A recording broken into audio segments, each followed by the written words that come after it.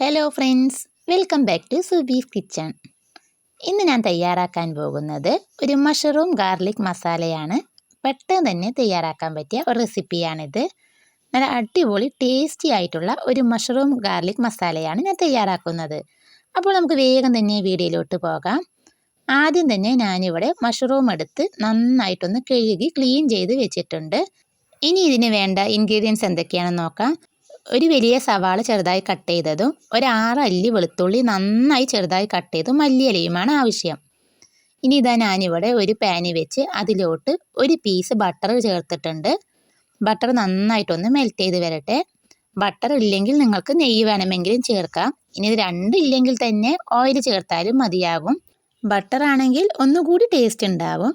ഇതാ ബട്ടർ നന്നായിട്ട് മെൽറ്റായി വന്നിട്ടുണ്ട്.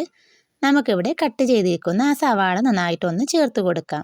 ഇനി സവാള നന്നായിട്ട് തന്നെ ഒന്ന് വഴറ്റിയെടുക്കാം. സവാള നന്നായിട്ട് തന്നെ ഒന്ന് വഴഞ്ഞ് വരട്ടെ. ഇത് പെട്ടെന്ന് തന്നെ തയ്യാറാക്കാൻ പറ്റിയ ഒരു റെസിപ്പിയാണ്. നല്ല ടേസ്റ്റ് ഉള്ള ഒരു റെസിപ്പിയും കൂടിയാണിത്. വേഗത്തിൽ തന്നെ നമുക്ക് ചെയ്തെടുക്കാം. ഒരു ചെറിയ പാക്കറ്റ് മഷ്റൂമാണ് ഞാൻ എടുത്തത്. അതുകൊണ്ട് ഇൻഗ്രീഡിയൻസും കുറച്ച് കുറവാണ്. മഷ്റൂം കൂടുതലുണ്ടെങ്കിൽ സവാളയും വെളുത്തുള്ളിയും എല്ലാം നമുക്ക് കുറച്ചുകൂടി കൂട്ടിയെടുക്കാം. സവാള നന്നായി വഴഞ്ഞു വന്ന ശേഷം ഞാൻ വെളുത്തുള്ളി ഇവിടെ ചേർത്തിട്ടുണ്ട്. വെളുത്തുള്ളി നന്നായിട്ട് ചെറുതായിട്ടാണ് ഞാൻ കട്ട് ചെയ്തത്. ഇനി സ്ലൈസ് ചെയ്തെടുത്താലും മതിയാകും. ഇനി ഈ വെളുത്തുള്ളി നന്നായിട്ട് എന്നെ ഒന്ന് വഴഞ്ഞു വരട്ടെ. മഷ്റൂം ഗാർലിക് മസാല എന്ന പേര് മാത്രമേ ഉള്ളൂ. പക്ഷേ ഇതിൽ ഒരുപാട് മസാല ഐറ്റംസ് ഒന്നും നമ്മൾ ചേർക്കുന്നില്ല. പൊടികളെല്ലാം നന്നേ കുറവാണ്. നമ്മൾ സാധാ കറികൾ ചേർക്കുന്ന പോലെ മസാലകളൊന്നും ഞാൻ ചേർക്കുന്നില്ല. ഇനി ഇതിലേക്ക് നമുക്ക് മഷ്റൂം കൂടി ചേർത്ത് കൊടുക്കാം. ചെറിയ മഷ്റൂം ആണെങ്കിൽ 2 പീസായി നമുക്ക് കട്ട് ചെയ്യാം. വലിയ മഷ്റൂം ആണെങ്കിൽ 4 പീസായിട്ട് കട്ട് ചെയ്തെടുക്കാം. നന്നേ ചെറിയ മഷ്റൂം ആണെങ്കിൽ അത് കട്ട് ചെയ്യേണ്ട ആവശ്യവുമില്ല. ഇനി ഇതെല്ലാം കൂടി നന്നായിട്ട് തന്നെ ഞാൻ ഇളക്കിയെടുത്തിട്ടുണ്ട്. മഷ്റൂം പെട്ടെന്ന് തന്നെ ഒന്ന് വഴഞ്ഞു വരും.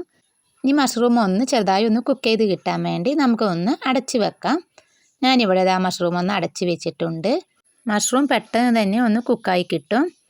നമുക്കിതൊന്ന് തുറന്ന് നോക്കുമ്പോഴേക്കും മഷ്റൂം എല്ലാം നന്നായിട്ടൊന്ന് വഴഞ്ഞു വന്നിട്ടുണ്ട്.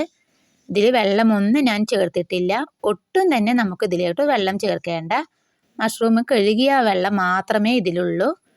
അതിന് ശേഷം ഞാനിവിടെ 1 ടീസ്പൂണ് കുരുമുളക് പൊടി ചേർത്തിട്ടുണ്ട്. നന്നായിട്ടൊന്ന് ഇളക്കിയെടുക്കാം. അതിന് ശേഷം ഞാനിവിടെ 1 ടീസ്പൂൺ ചില്ലി ഫ്ലേക്സും കൂടി ചേർത്ത് കൊടുത്തിട്ടുണ്ട്. ഈ 2 പൊടികൾ മാത്രമേ നമ്മൾ ഇതിലോട്ട് ചേർത്ത് കൊടുക്കുന്നുള്ളൂ.